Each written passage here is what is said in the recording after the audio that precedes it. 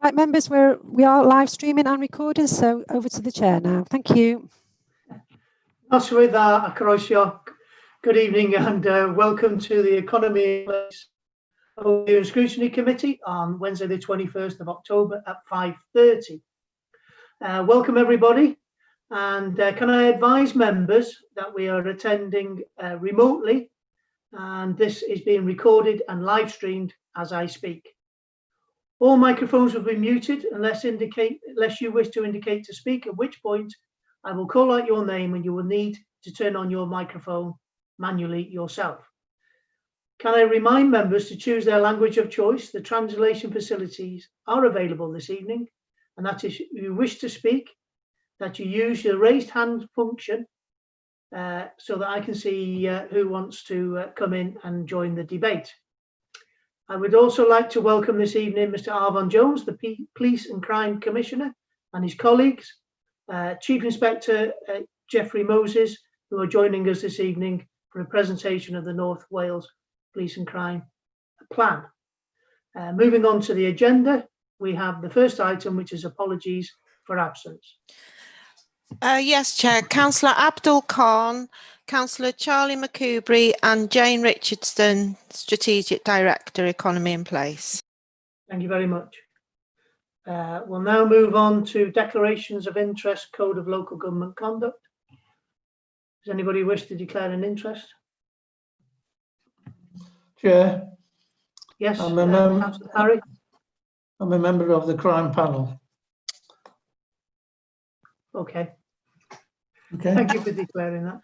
Okay. Sorry, Chair, can I just come in? Councillor Roger, are you aware you're no longer a member of this committee as a result of changes to membership?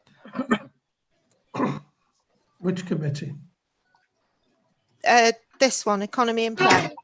Oh yeah, I was told this morning. Okay. I did ask the question I could attend. Yes, you're more than welcome. I just wanted to be sure that you were aware. Thank you. If I can come in, Chair, I'm not a member of this committee, but I am a member of the Police and Crime Commission panel. So, just for the record, it shouldn't make any difference, to be honest, but I'll just declare it. Thank you, Councillor Allen. Thank you, members. Okay, so we'll now move on to urgent matters. I don't think there are any, Jane, are there? No, Chair, not that I'm aware of, no. All right, so we'll now move on to the local area forum minutes for the information. The first one is South, Area Forum South, and this is going to be presented by Aaron Wynne. Diolch Cadeirydd. Na I fynd drwy'r cynodod yma yn eitha sydyn. Cafwyd 3 cyflwyniad yn ein cyfarfod dwytha. Yr un cyntaf oedd i drafod y gwaith o symud depo Llanrwst i safle mwy addas o fewn y dre. Yn bennaf yn sgil Covid-19, doedd na ddim gwaith wedi digwydd ar hyn o bryd, ond mae aelodau yn awyddus bod y gwaith yma yn digwydd. Roedd yr ail a'r trydydd cyflwyniad yn bennaf ynglyn â'r llifogydd da ni wedi cael yn y sir dros dechrau'r flwyddyn. Roedd swyddogion Conwy, y cynghorydd Greg a swyddog o Cyfath Naturiol Cymru yn y cyfarfod i rhoi diweddariad i ni. Mae'r aelodau yn awyddus iawn i ail sefydlu partneriaeth llifogydd yn yr ardal wledig. Mae hyn ar hyn o bryd yn wylo'r aelod cabinet a da ni'n disgwyl clywed ganddo cyn bod ni'n symud yn ei flaen. A dyna ni, a na i gynnig bod ni'n derbyn y cyfnodion. Diolch Cadeirydd. Thank you very much, Aaron. If members are happy with the minutes for the Area Forum South, could they please? Chair, can I just come in before we Sure. go any further? One of the recommendations, I think Aaron touched on it there, didn't she? That in minute 7, re-establishing the Rural Flood Partnership. Obviously, the LAFs cannot make decisions, and they're recommending that the Rural Partnership Forum be re-established. Yes. So, is that something members want to look at? I think Councillor Gregg's got his hand up there. He wishes to speak. Yeah, thank you, Chair. If I can comment on that.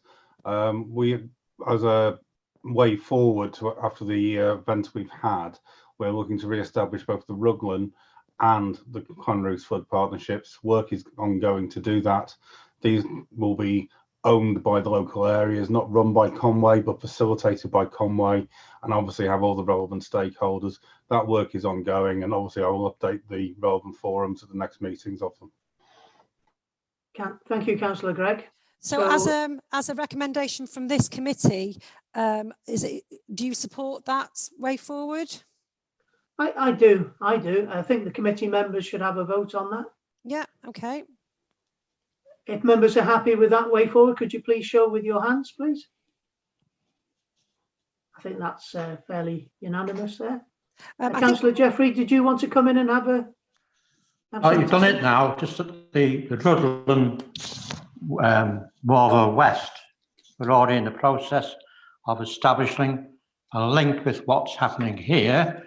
That we just agreed on tonight. I do know that Sam is in the process of, with Greg, sorting out our administration support. That's all I wanted to add. So it's a good move. Good move. Okay, thank you. Councillor Brian Cossey. Can I just come in? Do we need a roll call for that recommendation? Do members want me to call out your name? Proposer. Would that be the preferred way forward if we call? I'm happy to do that. So who's going to propose? Councillor Jeffrey, are you proposing that? Yes. And who's going to second that proposal? Councillor Aaron, thank you. Can we have a roll call then and do it the yes, by all means. way? Thank you, members. Councillor Carol Beard. For. Councillor Phil Capper. For. Councillor Jeff Corrie. Yes, for. Councillor Sam Cotton. Yes, for. Councillor Keith Eales. For. Councillor Pat Hebron. Can you unmute Councillor Pat? Sorry, for. Thank you. Councillor Chris Hughes. For. Councillor Ian Jenkins. Obliged. Councillor Donald Milne. For. Councillor John Roberts. Obliged. Councillor Harry Saville. For. Councillor Michael Smith.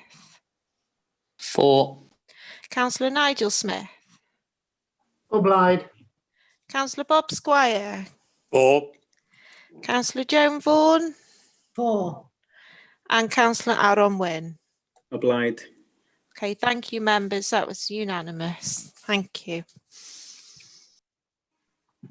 Okay, members, thank you very much for that. We'll now move on to the Local Area Forum North, and these minutes are going to be presented by Councillor Brian Cossey. Councillor Brown. Thank you, Chairman. Yeah, I'm just here to present to you the minutes of the Local Area Forum Central. I think you can see from the minutes that at this particular meeting we concentrated a little bit on matters that were happening in Ross-on-Sea. Chair, can I come in? Sure. In relation to minute 47 on page 9, which is the Colwyn Avenue lower car park adjacent to Lesport. I've had confirmation there's a recommendation that members of the forum support Lesport having a lease on the whole of the lower car park for no more than 15 years. Just to confirm that a report will come to Cabinet in relation to that matter. Okay, thank you very much. Yeah, it was just to indicate our support on that particular item that was brought to us by Blevin.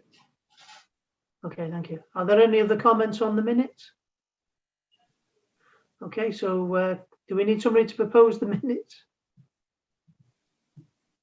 They're for information, Chair. Are they? Okay. Well, if members are happy to have received them as information, could you please show with your hands, please?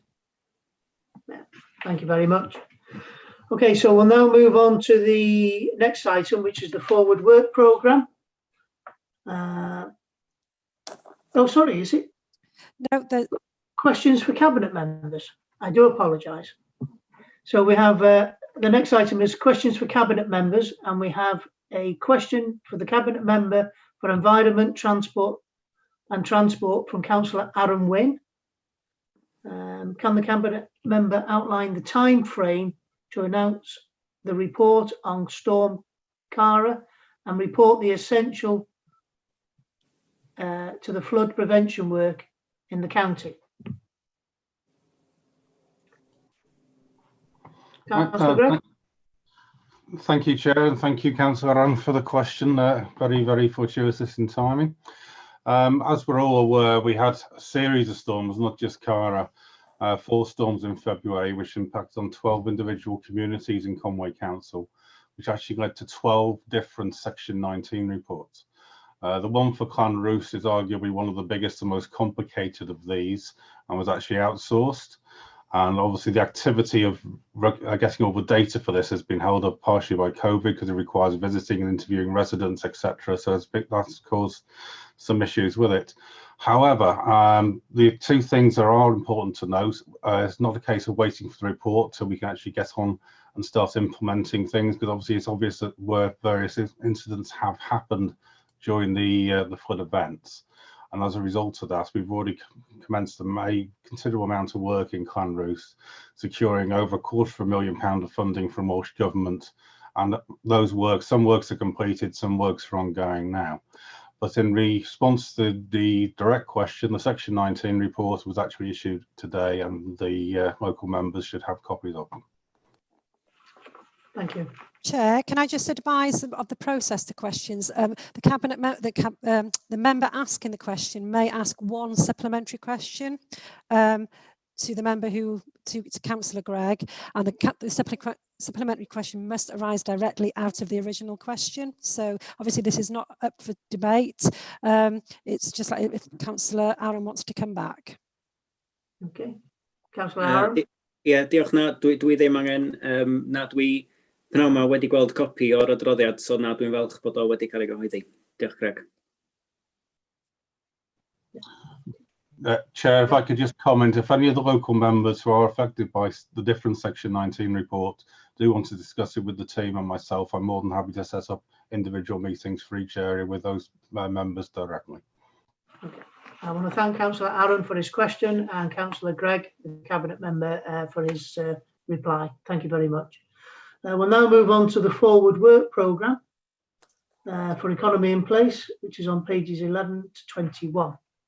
Okay, I'll take them, Chair. So, evening members. I know we only reviewed the forward plan last week. However, I've had some requests for some additional reports to go on the forward plan. So I thought I might as well bring it here for you, so just so you were aware, because they do affect the next 2 meetings. Therefore, with the agreement of the Chair and the Vice Chair, the agendas for the next 2 meetings will be as follows. So on the 18th of November, we will have the Green Infrastructure Assessment, a report on the annual report on homelessness in Conway, the Integrated Response Transport report, a report on Sport North Wales Partnership Agreement, that is the new item, and also another additional item, Conway and Denbighshire Ash Dieback Project. So those reports that will become to the next meeting. And then on the 2nd of December, we will have the annual report on the active and creative lifestyles. We'll have a biodiversity delivery plan, the Rights of Way Improvement Plan, and the Archive and Museum Collections Management Policy for 2020 to 25. So I just wanted you to be aware of these changes. Okay, thank you very much. Are members happy with the forward work programme? If they are, could they please show? Thank you very much. We'll now move on to the next item, which is our first report this evening, which is a Community Safety Partnership Performance and Statistics Update 2019 to 2020. We've got Sean Taylor, the Community Safety Manager for Conway and Denbighshire, We're going to be presenting this report, and it's on pages 22 to 49. Thank you for being with us this evening, Sian. You're welcome. Good evening, everyone. As you know, this is the annual report to scrutiny for crime and disorder matters, but this year it's covering 1920. We're a little late in reporting, but we all know the reasons why that is. I thought I'd start off by running through the activity in the year that's in your report. It's the first document in your report. I'll just bring it up. So we've tried to make it a performance report to make it an easy read. There are 3 priority areas that we are asked to concentrate on as a local partnership. Those are priority 1, reducing crime and disorder in the area by working in partnership. Priority 2, reducing reoffending, that's assisting with reducing reoffending. And priority 3, local priorities. Those are bespoke issues that are of particular issue to us in Conway or Denbighshire. As you can see, the activity description of priority 1 is to reduce victim-based crime, to assist in reducing antisocial behaviour where possible, supporting vulnerable people and to prevent them becoming victims of crime, reducing repeat incidents of victim-based crime and antisocial behaviour, dealing with high-risk domestic abuse cases via MARICs, and increasing the reporting of domestic abuse and sexual violence. That's done primarily regionally. We have a regional board that looks at that, but we deliver all our actions locally, and work with multi-agency risk assessment conferences to manage all levels of repeat victims of domestic abuse. Priority 2 is adult reoffending and children and young people reoffending. And priority number 3 is to reduce crimes linked to licensed premises, reduce crimes linked to taxis, and working together to get a true picture of county lines locally. So if I move on to priority 1, the performance status we've given ourselves as a partnership is acceptable. This is because we've had some increases in statistics around domestic abuse and victim-based crime. So we couldn't give ourselves anything more than that. But as you will see from the report, we've done a great deal of work locally, working in partnership with all partners to prevent victim-based crime. So we've done various things such as social media, attending events and making sure everything is available on the website and sent out via social media, home and business surveys carried out by crime reduction advisors in the police, cocooning of areas where burglary has happened because it is known that those areas could become victims as well. So we tend to cocoon those areas by giving out information and target hardening. We've attended multi-agency events across the county. We've really focused on things such as victims of bogus callers or computer crimes such as emails, phishing emails. We've also provided 120 homes with target hardenings, things such as locks, door bars, etc. Those have been given out after meeting people at the events. Obviously, this was all pre-COVID, so we were able to do face-to-face sessions. We've participated in International Day raising awareness of domestic abuse. It's held every year on the 25th of November. We usually hold events. Last year, we held events in supermarkets. We galvanised the spirit of the volunteers that we have. And we got good coverage on social media as well. And of course, we've been promoting the Live Fear Free helpline for domestic abuse, just giving people options of getting advice or being signposted onto other organisations. We developed a work plan in 1920 where we had additional emerging issues. As you can appreciate, things don't stay still in this line of work, so we have to follow the statistics. So we've attended regional boards dealing with modern day slavery, and that can be just people not being paid the minimum wage. I think people always think slavery is something grand, but it can be that, or people working without appropriate equipment. County lines, as you've all heard in the past, we've been working a lot with our police colleagues around disruption and looking at possible ways of getting into housing associations to identify vulnerable people. We sit on all the regional boards. Those over the next few months are changing. They've been replaced by other boards, but I'll mention that again afterwards. And that is priority number 1, taken care of. Obviously, I'll be going through the statistics afterwards, so hopefully that'll give you a bit of context around the numbers. Priority 2, in reducing reoffending, we've set this as excellence because in both adults and children, the numbers are continuing to fall. There have been a number of initiatives. The police run the Integrated Offender Management programme, and we sit and take part in the activity around that and making sure locally we're covering that. We've been promoting community resolutions and restorative justice when solving minor issues. That's with young people, trying to get them engaged into realising what they're doing. So we've invested in a great deal of time encouraging multi-agency attendance at the Offender Management Programme, trying to get full representation from housing, all the key places that need to be at that meeting. And of course, we're also looking at organised crime and county lines work because this work is all cross-cutting. Moving on to priority number 3. Again, this we've set as excellent. We've done a great deal of work around this area. There are pockets of issues that we're still dealing with, and some of them are very, very difficult. But we've been looking at managing the lead initiative, which is with police for responsible dog ownership. Again, promoting community resolutions. Certainly recently as well with COVID, it's caused a lot of issues amongst neighbours with young people being at home and noise. So we've been trying to give it a common sense approach. Using community protection notices and public space protection orders. We've just renewed a public place protection order in Colwyn Bay in the Dingle area where we've had a number of issues. Control of licensed premises enforcement. This relies on our partners in licensing and trading standards, helping with that. And targeting car washes, looking at modern day slavery. We've also been in hotels throughout the whole county and working with caravan parks just to raise people's awareness. We continue to support the monthly antisocial behaviour tasking meeting. Jeff Moses, the Chief Inspector, who's here with us tonight, is the chair of that group.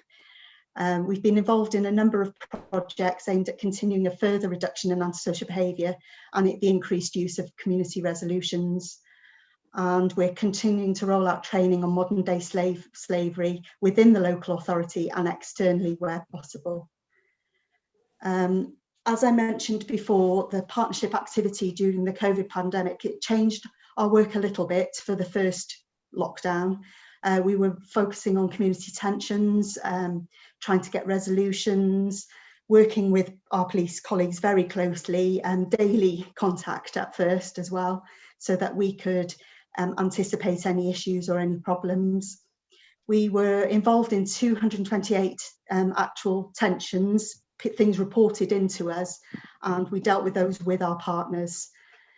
We had a number of issues to manage as a result of neighbour tensions as well. As I mentioned before, our antisocial behaviour officer acted more like a critical friend in trying to resolve these tensions amongst neighbours, and most were receptive and the common sense approach prevailed. We kept an eye on crime statistics monthly so that we were able to react to any unusual activity or spiking in any crimes. Thankfully, crime reduced over that period. Obviously, everything was shut.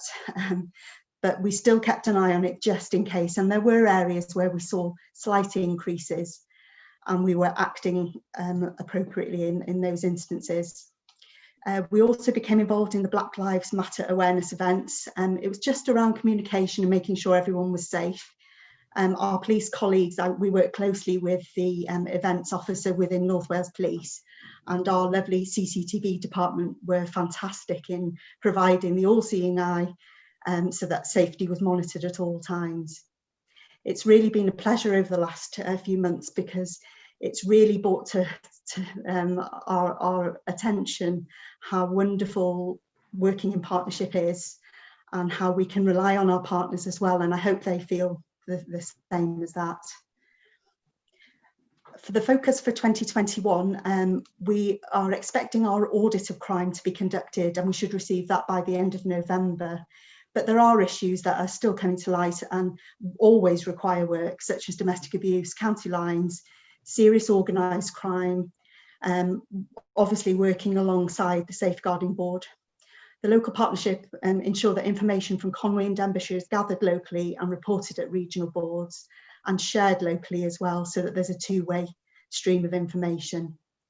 We're currently looking at developing a partnership knife action plan.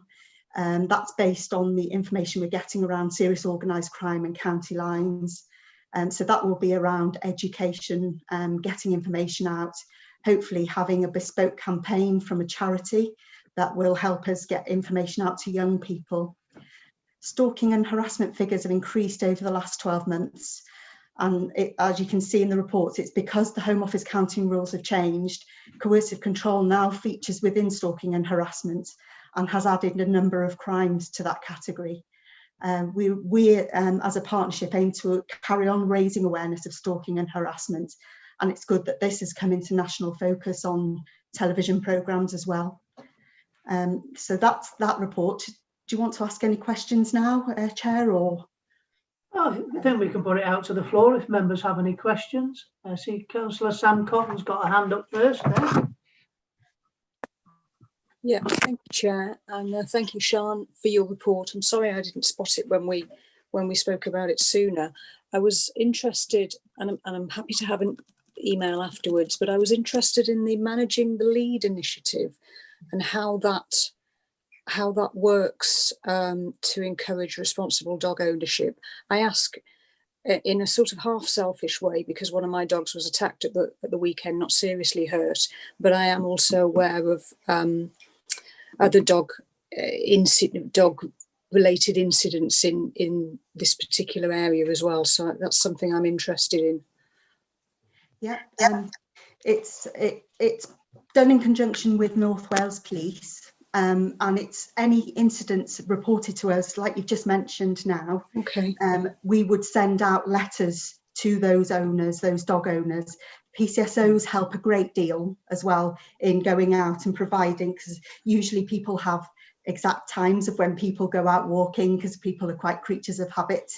So we've had assistance there, but I could get Rhiannon to contact you. She's the one who manages it.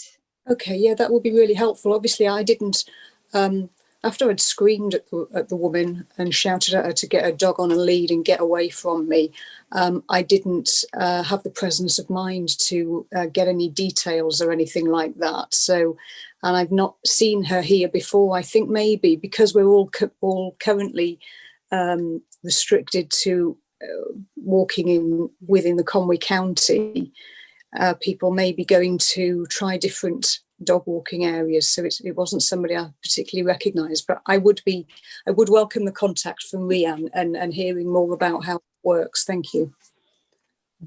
Okay, no Councillor problem. Bob Squire, you had your hand up, I think. I did, Chair. Yeah, just to thank Sian for excellent report, and I obviously know that they're doing a good job, her and Rhiannon. But I was looking at the figures, and the antisocial behaviour, although the little drop is welcome, there are still way over 3,000 incidents recorded. And I'm going back about 25, 30 years, I know, but the then Inspector Gary Ashton and the then Sergeant Gary Kelly, who I think is now an inspector, the three of us got the yellow card system in place, where the police liaised about people who were causing trouble in public, as well as sometimes in the schools, and the liaison with the schools worked. Now, as far as I know, the system might have fallen by the wayside, but I would like to know if that if Sian feels whether there is a need for the yellow card to be reintroduced to help identify and tackle the problem with the school helping. Yeah, I think they stopped doing the yellow card. I think you're right. I'm not sure why, I'll be honest. But it was a good way of us controlling, you're quite right. Plus it was a good way of monitoring repeat offenders. I'm not sure if Jeff is listening at the moment. Maybe he knows more than I do. Maybe he's not listening. But could I come back to you, Councillor Bob, on that? And we will raise that in the antisocial behaviour meeting. Would that be okay? Fine. Yeah, no problem. And the only other thing, I'm not aware of any updates on CCTV. Is that still adequately staffed for a start? And could we have a bit more in your next year's report about the activity of CCTV, please? Would that be possible? Yeah, I mean, I don't manage CCTV, but I will make sure it's included as part of the whole picture for you. Thank you, Sian. Cheers. You're welcome. Okay, we don't seem to have any more questions. Do you want to carry on, Sian? Okay, lovely. Moving on to the statistics now. As you can see, we base our work on the Police and Crime Plan and the work of the North Wales Safer Communities Board, as was. I'll get onto that afterwards. Reduced victim-based crime, as you heard me mention before, and those are the measures that we use. Reduced antisocial behaviour, those are the levels.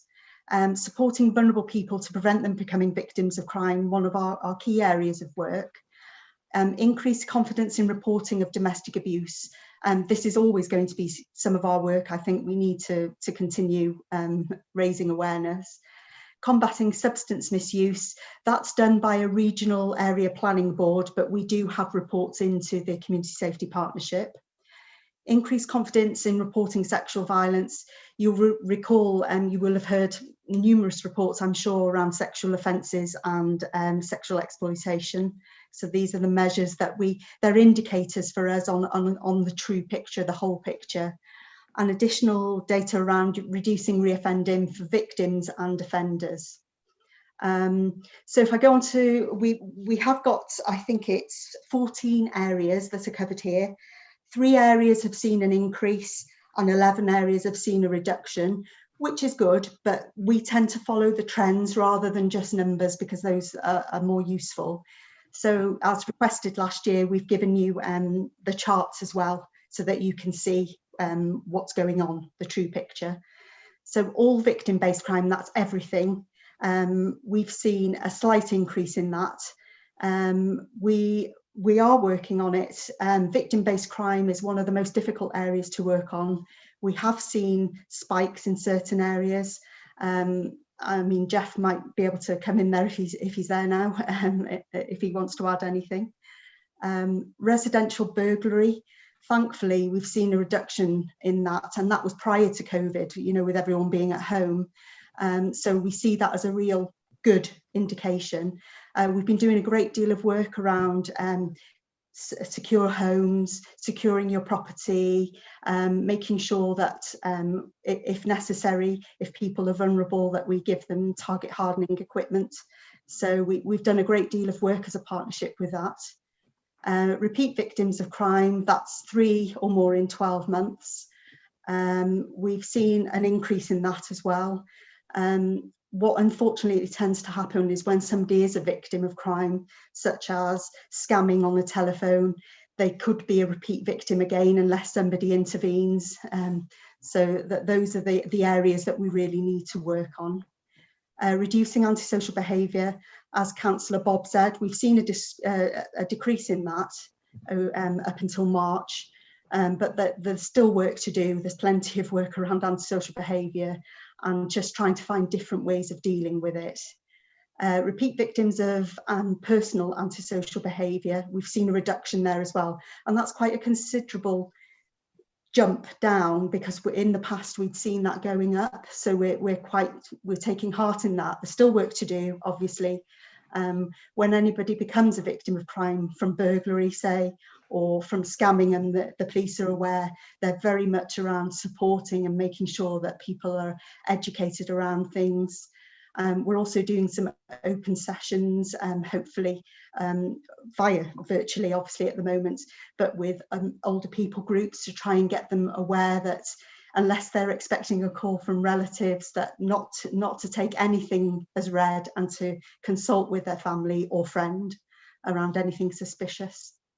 We've been supporting vulnerable people, and we've seen a reduction there in Conway, which was good.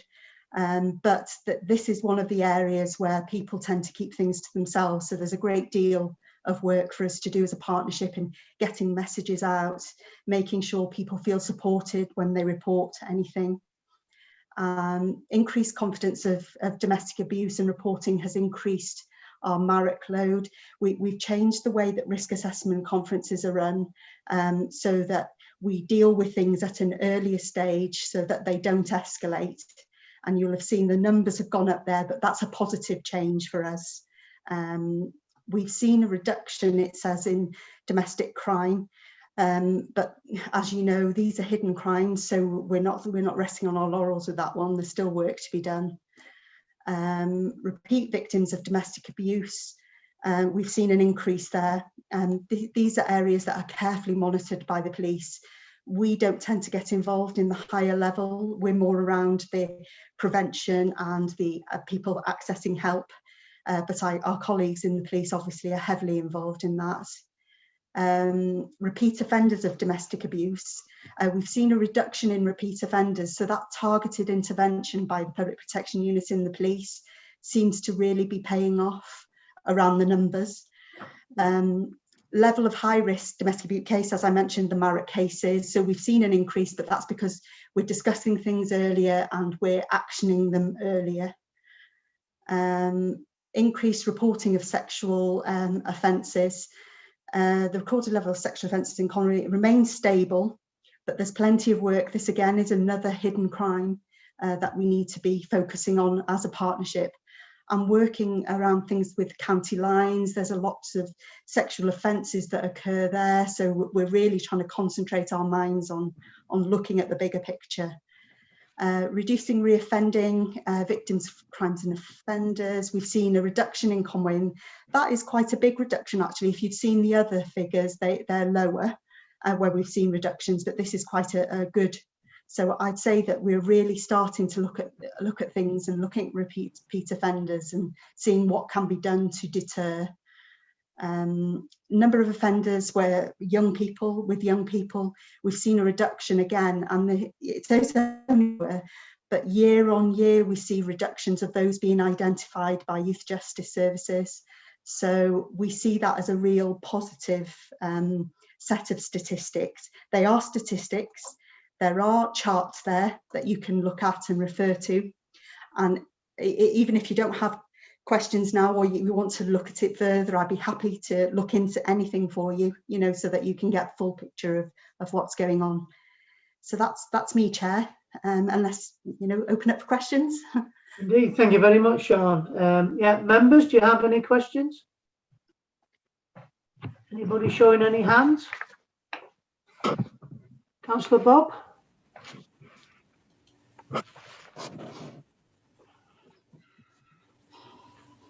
Can you unmute, Bob?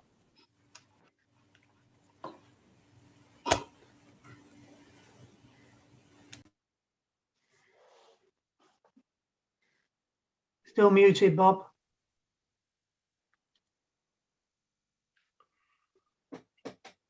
Oh, Yeah, there we go. And there, yeah. I was just going to ask Sean whether the women's refuges are still operational with the amount of domestic abuse there is, so that these people, the abused women, can seek shelter. Are they still operational? They are, and all of the money is managed regionally now, and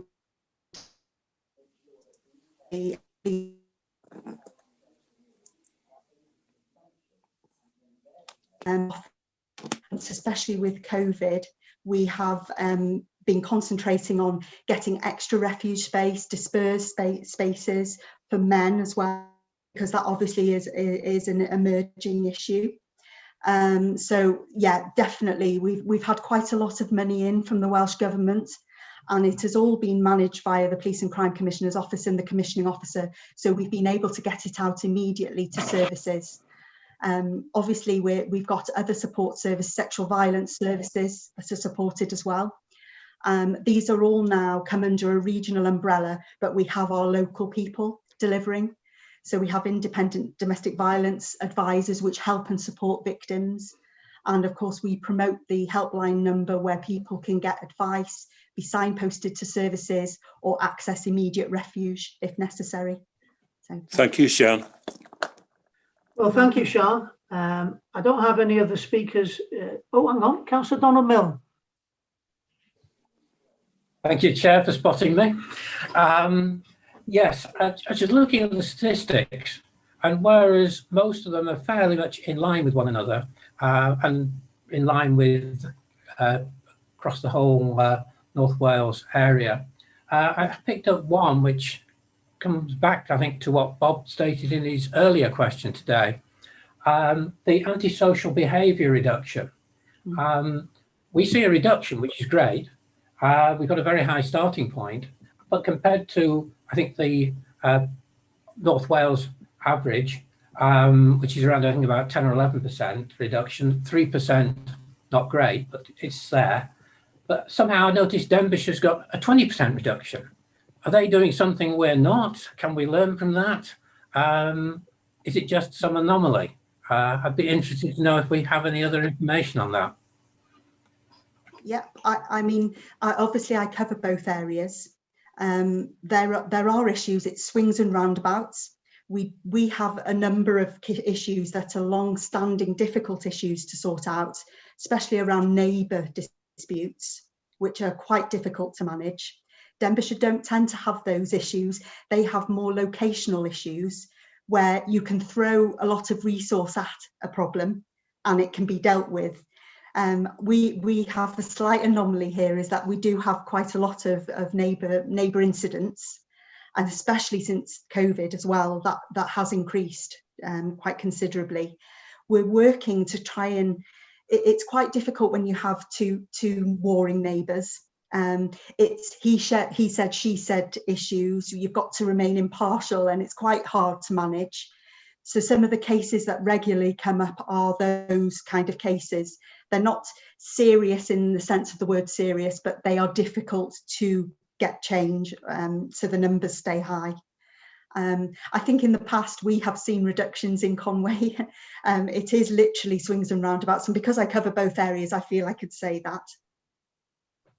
Okay, thanks for that clarification. Okay. Well, thank you, Sian. Quite a full report, and some great statistics here. Obviously, you and your team are doing a good job there, and we thank you for that. This report is for noting members, so if you're happy to note the report, could you please show with your hands? Thank you very much. Sian, thank you for bringing this report to us this evening. Take care and look after yourself. Thank you for the time. Okay, thank you. Bye. So we'll now move on to item 8, which is the crime and disorder matter, to receive a presentation from Mr. Arvin Jones, the Police and Crime Commissioner, with regards to the North Wales Police and Crime Plan. Mr. Arvin. Diolch yn fawr, Cadeirydd. Pnawn da, a diolch i chi am y ngwahodd yma I drafod Lismona a draws Gogledd Cymru. Mi fyddai rhoi trosolwg I chi ar sut mae Heddlu Gogledd Cymru yn perfformio yn erbyn y blaenoriaethau, ac mi fydd y prif arolygydd Jeff Moses yma I drafod y sefyllfa ar draws Sir Conwy ac I ateb unrhyw gwestiynau amdan Lismona yr ardaloedd ydych chi'n ei gynrychioli.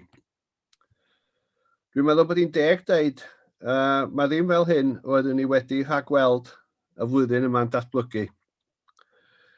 Mae Heddlu Gogledd Cymru a fy swyddfa fi wedi gorfod addasu yn aruthrol i'r normal newydd sydd ohoni, drwy weithio adra a lleihau cyswllt wyneb y wyneb â phobl.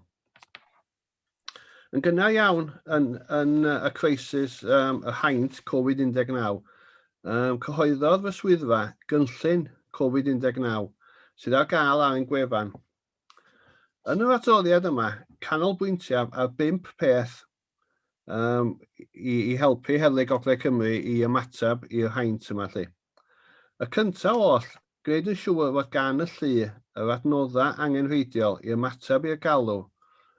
Da ni weld, a da ni wedi gorfod gwario dros £1.5 biliwn o arian ychwanegol i ymateb i blismona y rheoliadau o gwmpas Covid-19.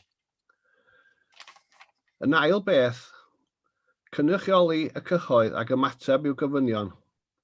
A does dim dwy waith bod lot o densiynau wedi codi drwy bobl hunanol dorri y gwaharddiadau yma. Dwi'n bersonol wedi bwydo llawer o sylwadau i mewn i'r llu sydd yn amlwg ar y gwefannau cymdeithasol. Roedd nifer o heini yn ymwneud â thensiynau yn ardaloedd Dyffryn Conwy yn arbennig, Tai Ha ac yn y blaen. Yn drydydd, dwi hefyd yn gweithio mewn partneriaeth â nifer o asiantaethau gwahanol i ymateb i'r haint yma, sydd wedi codi nifer o broblemau ariannol a gweithredol i'r asiantaethau hynny. Yr haint, dwi'n dal i gomisiynu gwasanaethau ac mae y ddau lywodraeth wedi cyfrannu yn hael i wneud siŵr fod dioddefwyr trais yn cael y gefnogaeth ddilys yn ystod y lockdown. A mi ddaru Sian Taylor wneud sylw ynglyn â hynna. Asiantaethau fel refugees ac gwasanaethau trais yn y cartre yn arbennig. A pumed pwynt swn i offi wneud ydy, yn olaf, dwi'n poeni fawr dros ein staff ein hunan a teuluodd a bod ganddyn nhw y PPE gorau i'w hamddiffyn o'r feirws.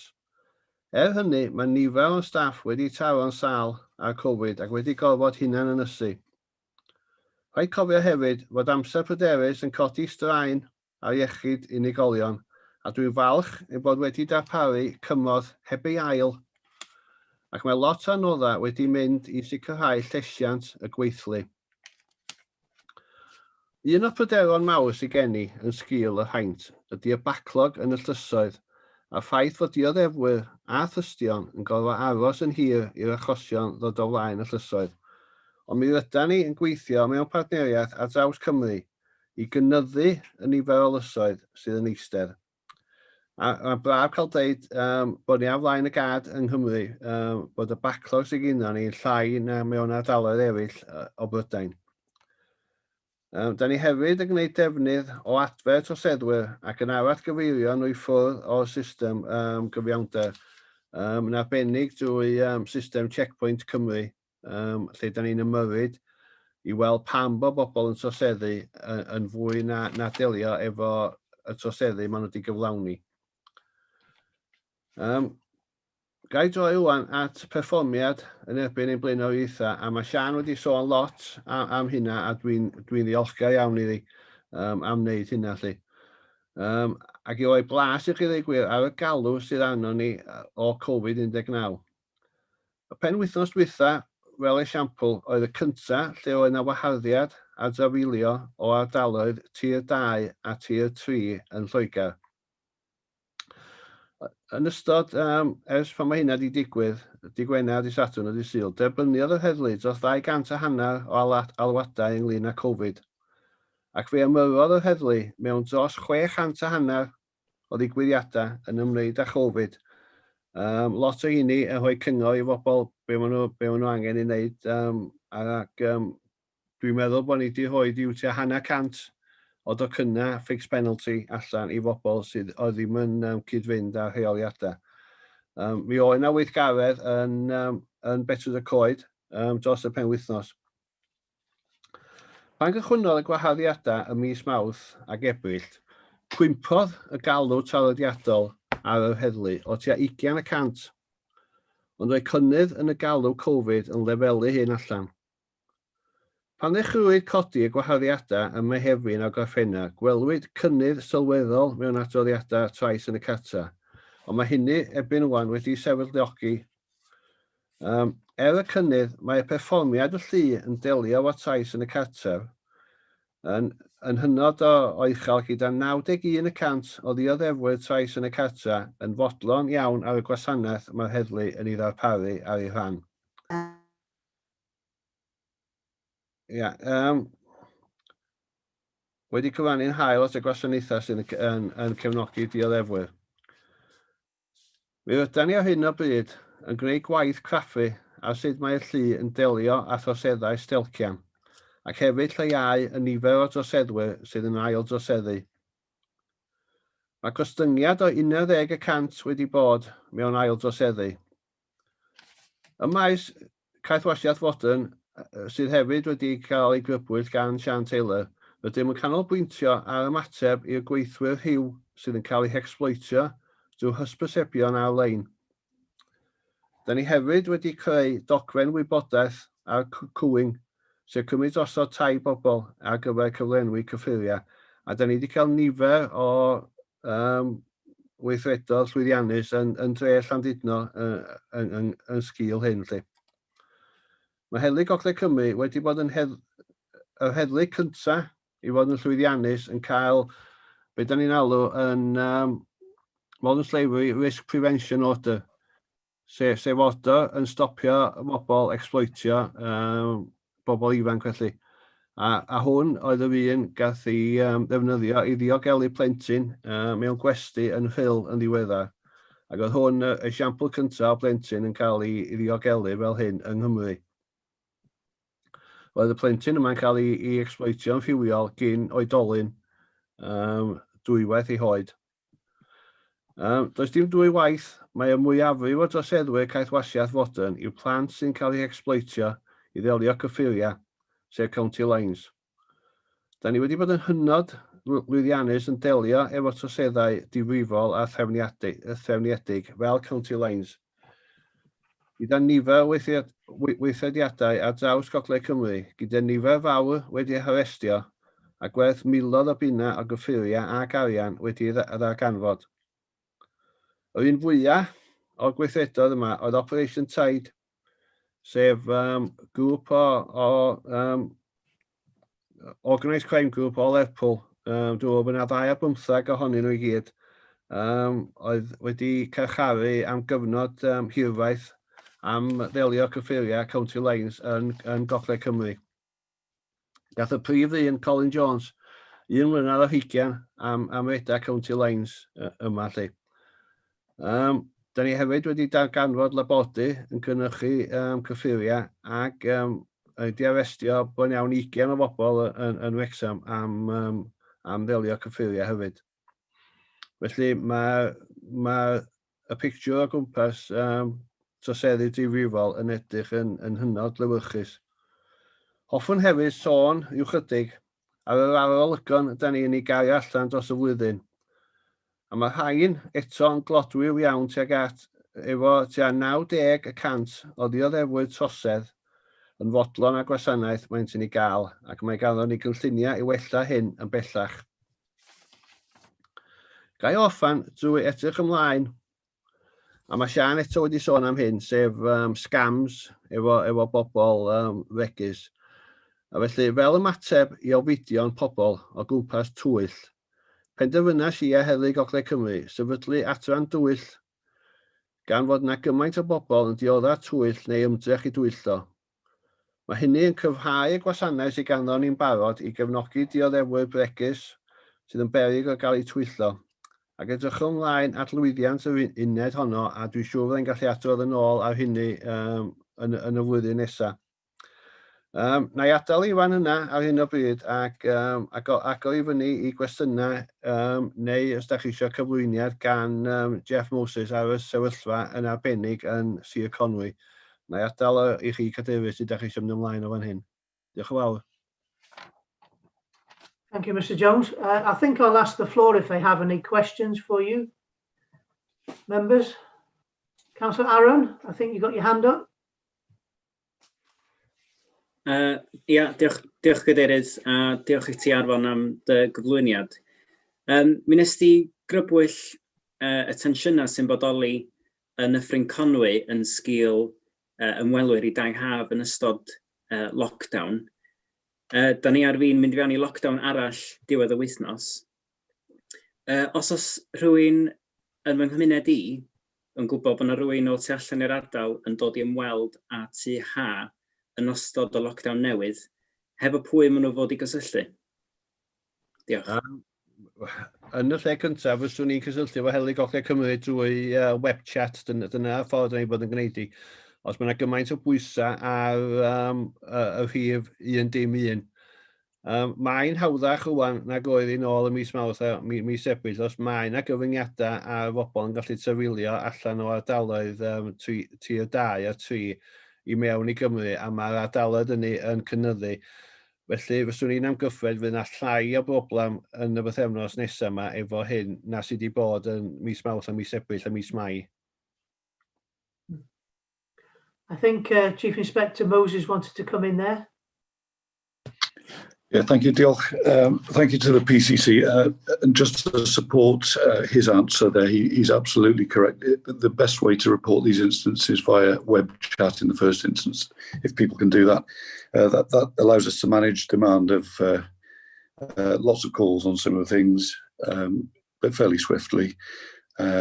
Otherwise, the 101 number can get clogged up fairly quickly. So thank you. The PCC was absolutely correct there. Thank you.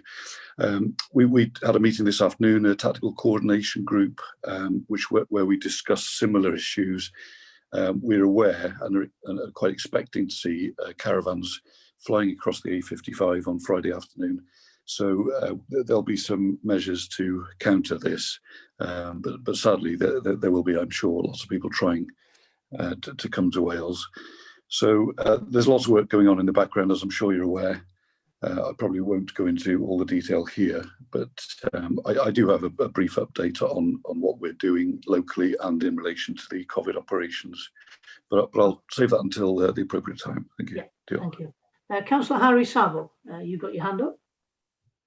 Yeah, thank you, Chair. My question doesn't relate to COVID in any way, shape or form. Earlier this year, I think the Welsh Assembly completed some work, I think it's legislation around 20-mile-an-hour speed limits, but included in that were changes to how pavement parking is enforced. And I think the suggestion was that local authorities would have the power to do that. Now, I'm somewhat unsure whether or not that legislation is pending the consultation. I know it's something I'm pretty sure it's something the PCC has taken an interest in.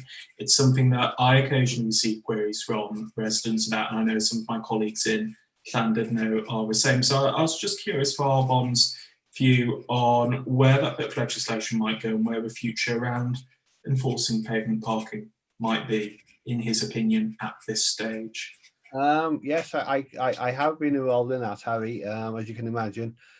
Lee Waters, the Minister, has introduced I'm not sure whether he's introduced the detailed legislation, but he's most certainly introduced a paper to the Senedd. We have had consultation. There's 3 things the Welsh Government want to do. They want to introduce more 50-mile-an-hour speed limits. They want to introduce 20 mile an hour instead of 30 as a default, because at the moment local authorities have to ask for 20 miles an hour for individual areas, and it's time consuming and it's an expensive thing. So what the Welsh Government want to do is to introduce it as a default, and if you want to retain 30 mile an hour speed limits, then it's up to the local authority.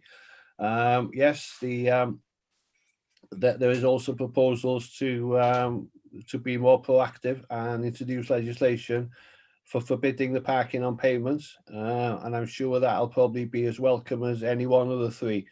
But I don't think the legislation has been introduced as such yet, but I think there is considerable support for it amongst Senedd members. Okay, that's cool. Thank you for that. Okay, I don't seem to have any further questions. Oh, Councillor Joan Vaughan is waving. Joan? Thank you. Thank you for the presentation. It's always good to work in partnership with the police, and I'm very happy at the contacts I have with my police officers and the PCSO here in Conway town. Keep saying Conway and everybody thinks it's the county. But I do, Conway town's full of second homes and holiday lets. and I have a resident who continually complains that the second home, which is next door to him, every weekend they come down from Manchester, and when he mentions it, they say, well, we live here, but they only live here maybe weekends. They rang the police, and police took the call or something, but said there's little they can do because they do own the property. But it causes concerns with the residents in Conway. I would say that as soon as the regulations to put Manchester into a tier 3, then they would probably be committing an offence by travelling down to Wales once those regulations are in place. I don't know whether Jeff's got any further observations on that. Yes, I do. Thank you. If I could come in, we do get a lot of similar calls, and what we often find, and funnily enough, Manchester is often mentioned. When we attend, we find that the individuals are actually key workers who work in Manchester, but they live in Wales.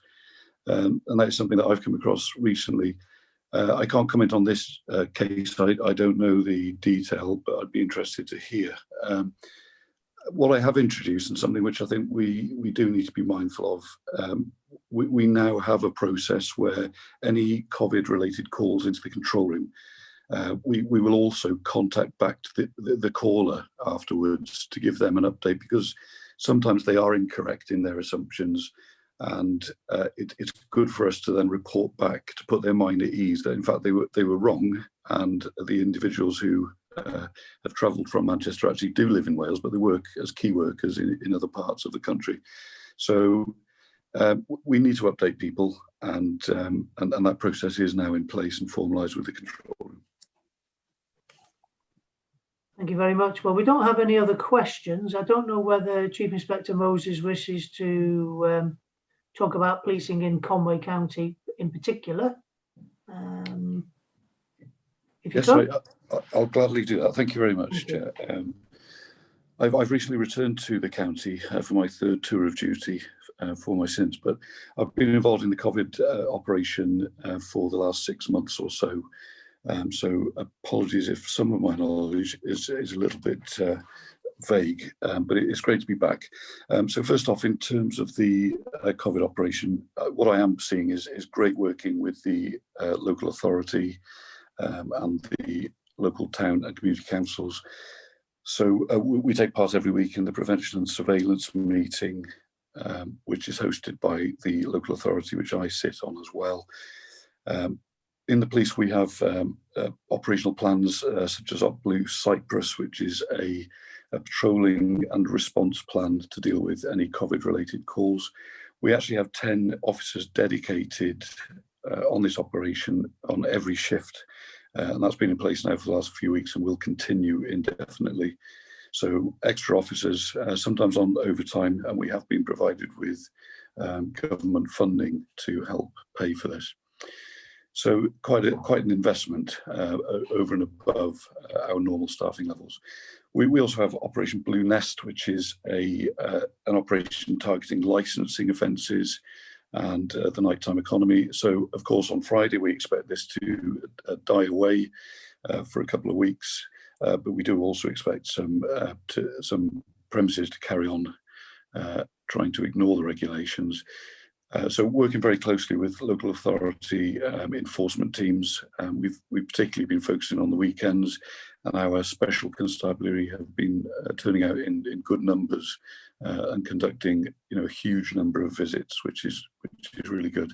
So I think in summary, on those last couple of points, we've got extra staff. We're on it all the time now.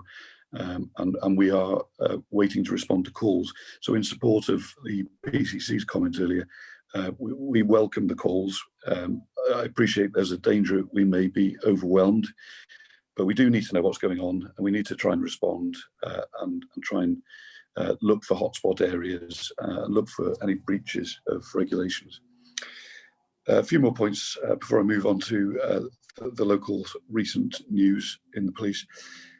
In the county, we're sharing intelligence with local authority and other partners regularly, daily, which allows us actually to respond to concerns. Some of the key risks that the local authority teams have raised to us are things like supermarkets, which have relaxed their standards, some of the fast food outlets, certain shops and certain locations. I think Betsacoid was mentioned earlier by the PCC. So we've had a few visitors under the current regulations who've strayed over the border from Gwynedd, assuming they were still in Gwynedd. So we've promptly turned them around. Finally, there was a protest planned for this Sunday in Llandudno on the promenade on the bandstand. The organisers were a little bit reluctant when we pointed out that the onus was on them as an organiser to ensure certain provision of safety and so on, and also that they were responsible. So in the end, the regulations have probably helped us there, and that parade we understand is now cancelled, having spoken to the organisers today. I will field some questions on specifics, perhaps if I may at the end. Just moving on to some recent successes, I'll whiz through these. These are quite recent, last few weeks. We had a series of theft from motor vehicles in Roseland. 3 suspects have been arrested and charged. Community behaviour orders for 3 of our most prolific offenders in terms of antisocial behaviour and public order. We've had a closure order on a problem premises in Llandudno, which has caused us some demand and contributed to violence figures. We had a spate of burglaries in Llandudno and Old Colwyn in March. That was a lengthy investigation, but it's now complete, and suspects have been charged with 6 offences. A person charged with possession with intent to supply drugs. Another person charged with being concerned in the supply of drugs following a large cash seizure from premises in Craigydon in the last couple of weeks. They're awaiting court, and also for 3 burglary offences. Last 2 points: male arrested and sent back to prison following a spate of burglaries in Colwyn Bay and Mochtra. And just today, overnight, we've had 2 Romanian nationals in who committed what looks like a huge number of shoplifting offences, and subsequent searches have revealed quite a hoard of stolen property. And final point from me, before I field questions, if indeed you want me to, we're focusing now on our engagement. We're trying to get out there, albeit with the restrictions coming. So it's important for us to be out there engaging with the communities and everybody. And particularly in terms of our black and minority ethnic groups. And we're very, very keen to try and increase our recruiting amongst those communities, which is always a challenge, as you can imagine. But lots of good work going on that I've seen in the short time I've been back, and really great partnership working that's certainly I've seen working on the COVID operation since end of March. Fantastic partnership working, to echo what Sian said earlier, and nice to see that that's continuing in the county as well. So that's me, unless there are any questions. Thank you, Chair. Well, thank you very much for that, Chief Inspector. Mindful of the time, but if members have any questions, be happy to give you some time. Councillor Keith Eales. Thank you, Chair. Thank you for the report. On the police, on the work of the police, can I just pay special thanks to David Curry and Sergeant Adam Sargent for the work in the crime spate in Llandudno. It seemed to be a bit of a nightmare where the whole week there was something going on, and the team led by where he was standing in as inspector at the time. The work that they did to not only apprehend the culprits, but also to reassure some of the targeted victims of the crimes as well. The feedback was very good from the victims of crime, that the police had supported them and everything as well. So thank you very much for that. Oh, thank you, Councillor. I'll pass your comments on. That's really good to hear. Thank you. Thank you very much. Councillor Bob, were you wanting to say a few words?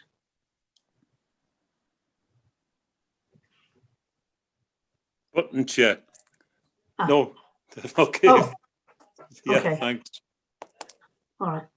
Well, I'd just like to comment on the great help that I've had locally in the Kimmel Bay area from our local PCSO, Kerry Lewis-Adams.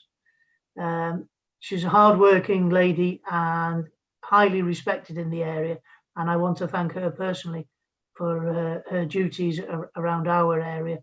We have an influx of, 50,000 visitors during the summer, and it can't be easy for the police to manage incidents in the area during the summer. But touch wood, we get good service, and we're very, very grateful here in the East. Are there any other comments or questions, members? Doesn't look like it. Okay, well, I'd like to thank Mr. Arvin Jones, the Police and Crime Commissioner, and Chief Inspector Jeff Moses for coming along this evening and giving their presentation to us. We thank you very much, gentlemen, and continue the good work. Thank you very much.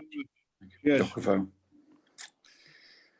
We'll now move on to the next item, which is item 9, which is review of the local area forums with Ellen Edwards, Acting Section Head of Business and Tourism.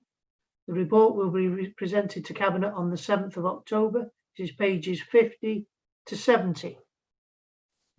Diolch yn fawr. Thank you, Councillor Take it away, Smith. Ellen. Noswaith dda, pawb.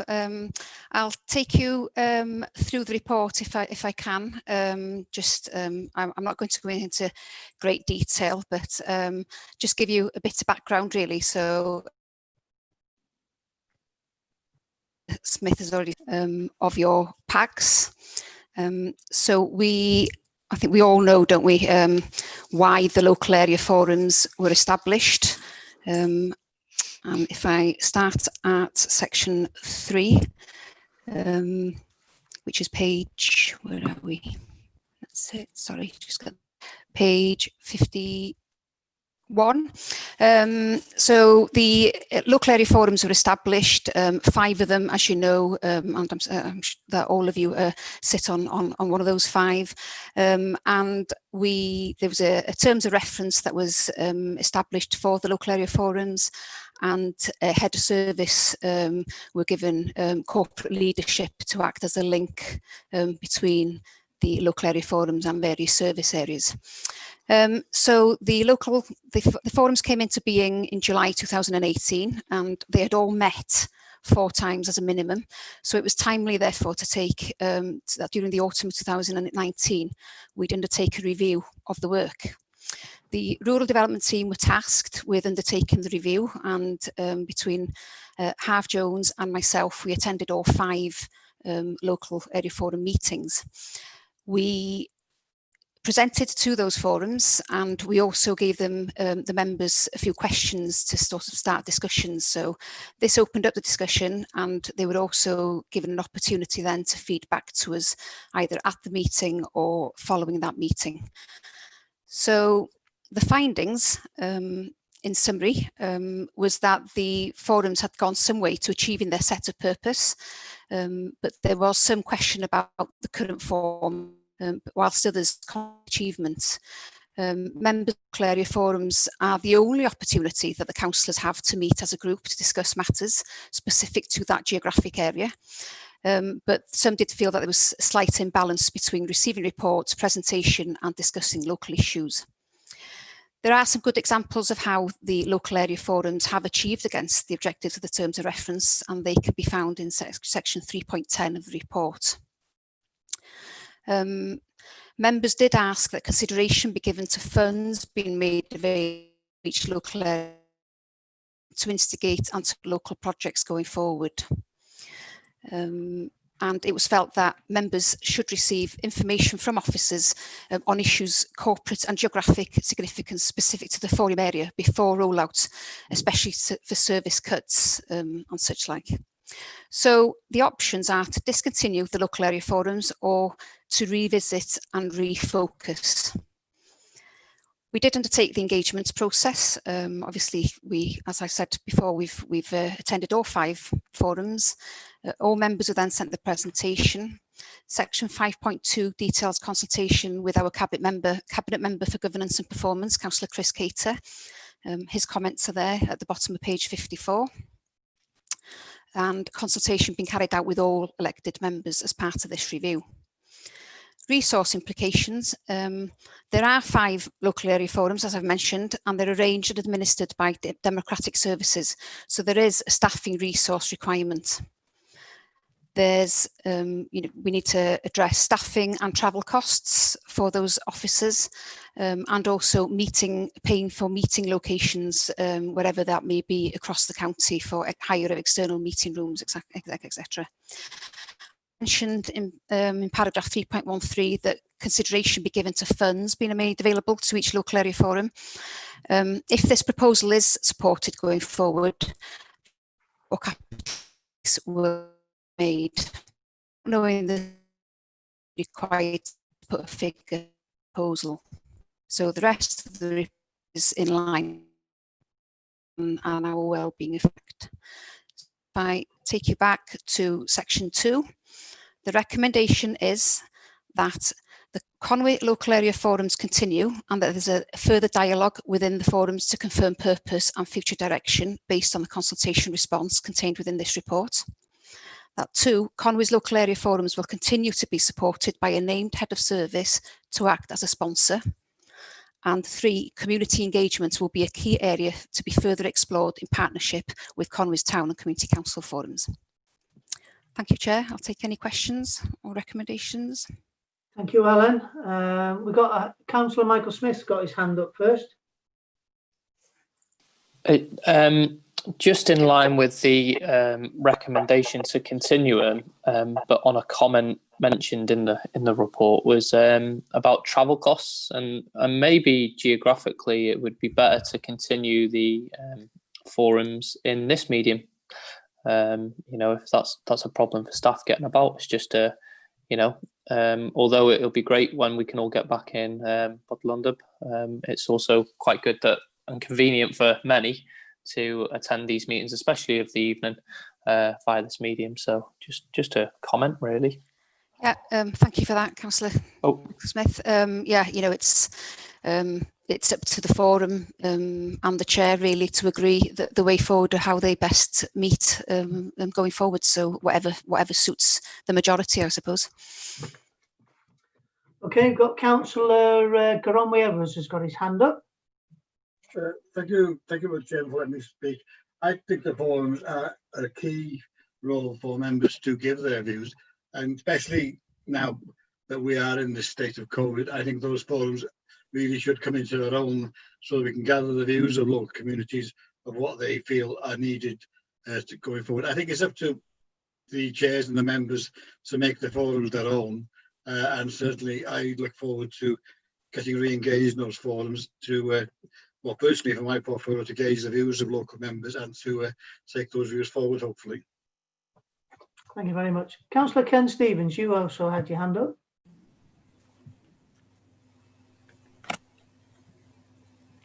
Can you unmute, Ken? There you go.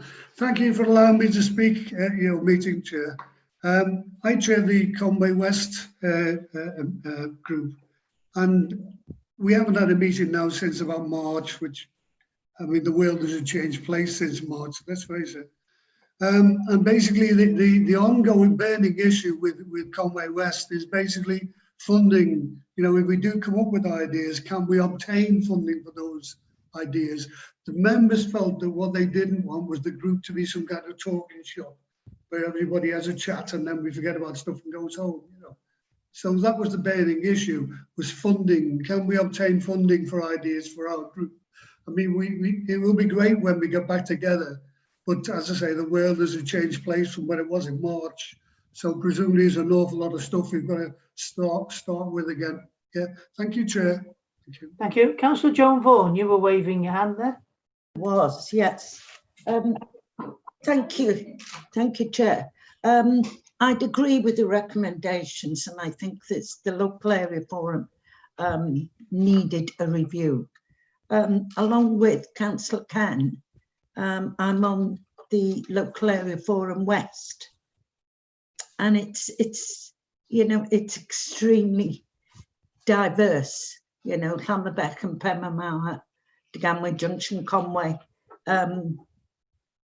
So we're finding it difficult sometimes to come up with a common issue. We're such a diverse group.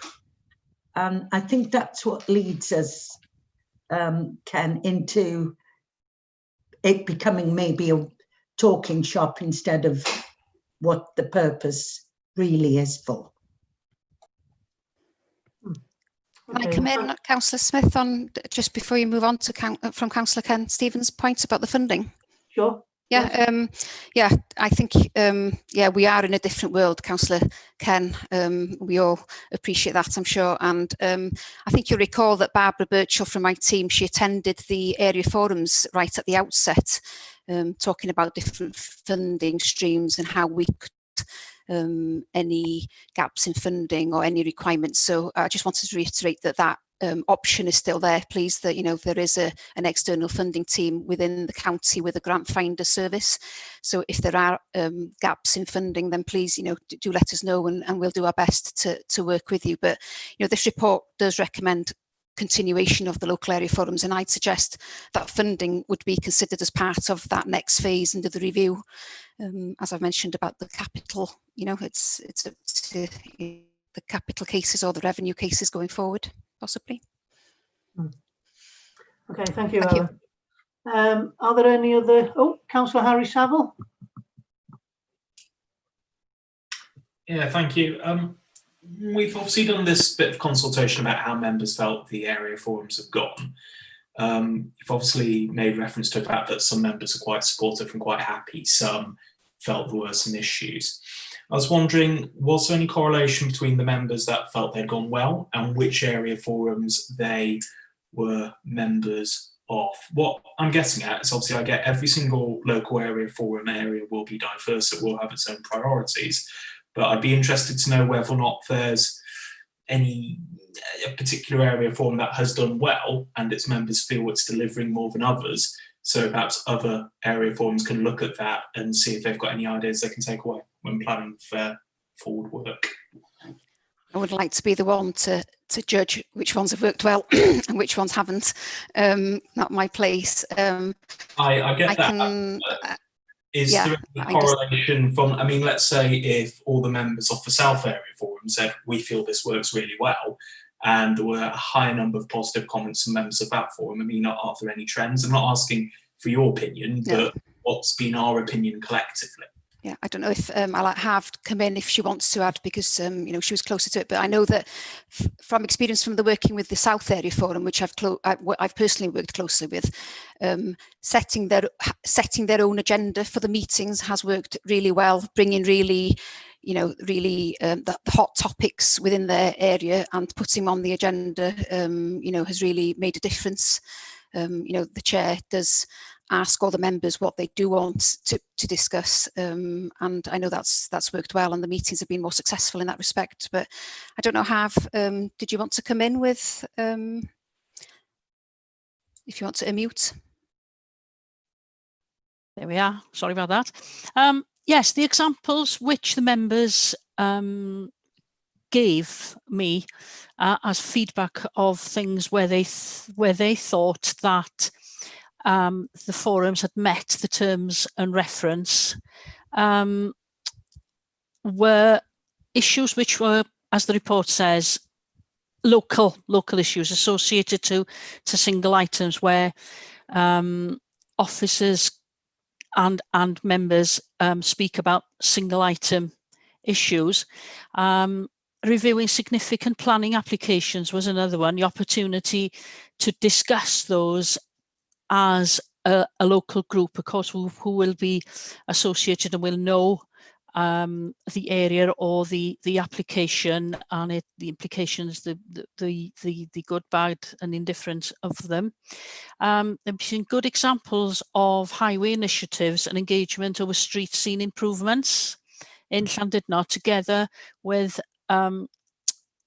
the Errol Wen workshop that appeared a few times in feedback from Llandudno. I think that the review at the time when we came out and spoke to everybody, it was sort of a sit back and have a think about it and feedback to me later. What's come back really strongly is that the councillors, I think Ellen said earlier, very rarely have quality time together. And this is an opportunity which the local area forum gives. Thinking also of the Colwyn Bay, which is the north, no, which one's Colwyn Bay? Central. Central. They, of course, had quite a head start on everybody else with the Colwyn Bay master plan. And so the local area forum is a sort of a continuation of that and the way they've always worked. So that's been a positive, and Ellen has already touched on the South Local Area Forum, who have over the last two forums certainly grasped the nettle. It was unfortunately due to flooding, which none of us want to see again, but that enabled, it was really focused, and the officers and the it was very informative. And everybody got a lot out of that, a lot of understanding. There was a lot of misconceptions, etc., rumour and so on. But, it was officers and members getting together and talking about it and really left that meeting with a good understanding. So I hope that answers. Yeah, that's helpful. Thank you. Thank you. Thank you. Are there any other people wishing to speak? Councillor Donald Mill? Thank you, Chair. Yes, I noticed throughout the report there's a lot of reference to our working here in partnership with our town and community councils. And I was just wondering how many town and community council representatives we actually have, not just our own members who happen to be on town and community councils, but I know in Central we have a lot of involvement with Colwyn Bay, and we get both officers from there as well as representation of members. But is that common across all the actual forums? Because I think certainly it is the major way forward. And as a second point to underline, the key issue is actually getting your agenda correct, which does require input from members, and which I think even in Central we were a little bit dodgy at the beginning in the transition from what was originally the Bay Life operation. But certainly that is key. But yes, I would like to know involvement actually on the forums by town and community representatives. Shall I pick up that, Ellen? Yeah. Yes, you're right, Councillor Mill. Colwyn Bay do, and that is because of the Bay Life. I stand corrected. It wasn't Colwyn Bay Master Plan, but it isn't common across the 5 forums. Varying degrees of wanting them to be involved. There are, as you said, many twin-hatted councillors, but whether there's certainly an appetite from the town and community councils to be involved. Whether it's a two-way thing, I'm not sure, but it's something for you to decide how you want to address this into the future. I don't think I don't think there's a one answer, is there? Because the rural, the rural or the South Area Forum have got 20 odd community councils reporting to them. So to have a representation from every community council on that forum would be there all day, basically. But, we did have Llanrwst Town Clerk representing the smaller town and community councils, and he would represent on the forum. But there's no one size fits all. It's certainly something that we support and encourage, but it doesn't necessarily mean that it happens across the board in any shape. Okay. We've got a number of speakers. We've got Aaron Wynne, Phil Capper and Liz Roberts. So Aaron first. Diolch Cadeirydd. Just i ddweud bod fi'n cytuno hefo'r hyn sydd wedi cael ei ddweud, really. Dwi'n meddwl bod hi'n bwysig bod yr LEFs ma'n cario ymlaen. Mae cyfarfodydd o'r fforwm ardal D yn ystod Covid wedi bod yn hynod defnyddiol i aelodau wybod pa wasanaethau sydd ar agor a beth sy'n digwydd ar lawr gwlad a sut mae gwell i ni adrodd fel aelodau hynny i cymunedau ni. Da ni fel cymunedau gwledig, aelodau gwledig hyd yn oed, yn parhau i fod yn proactif iawn ar ein agenda ni. Mae o'n member-led. So, os does yna neb wedi gwneud yn barod, Cadeirydd, ga i gynnig yr argymellion yn yr adroddiad. Diolch. Thank you, Aaron. I think they've already been proposed by Councillor Joan, I think, but we'll take Phil Capper. You up next? Yeah, thank you, Mr. Chairman, and thank you, Ellen, for your report.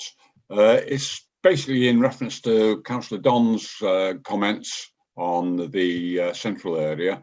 I've recently managed to engage the interest of the community council in my ward in Llisfine, and they actually now have an allocated member on the central area. I found it very useful, and I'd just like to recommend it to other areas to actually get some of the community council representation on board in order to, should we say, clarify some of the issues which sometimes cause confusion, and to actually inform people of what's happening. So it's just a supportive statement for that, Mr. Chairman. Okay, thank you very much. So our next speaker is Liz. Thank you very much for allowing me to speak. I just want to say that I think that our area forum in the south is working extremely well.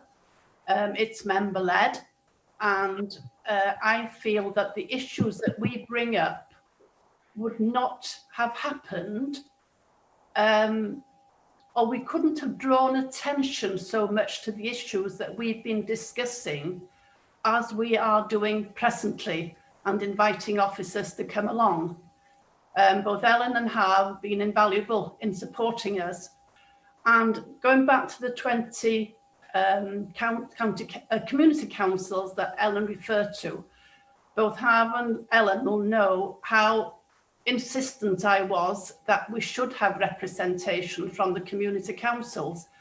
But as time has transpired, I feel now it is a role of us as members that when we report back to our community councils, that we share with them what we are discussing and what we are taking forward for them. And should they want us to raise anything at our area forum, then we can do so in that way. So there's a two-way process going the whole of the time. So yeah, I'm just very pleased, and Aaron, our present chair, is performing very well. Thank you, Aaron. Well, thank you very much, Liz. We don't have any other speakers on this, but I'd just like to add my penny's worth in that, I think the area forums are only a good thing. They've really brought together the east of the county in my eyes. And, we can discuss issues that relate to the east together and try and find a way and how to solve those problems and improve things in the east. We don't have any other speakers, as I said, and it looks like Councillor Jones left. So, Aaron, you're quite happy to propose the recommendations. Do we have any member who's willing to second? Oh, Councillor Jeff, you speak. Well, you've said everything I was going to say, Nigel. I agree. It is a good thing, no two ways about it. And it's developing, it's quite plain. So I'd like to second it, please. Okay, thank you.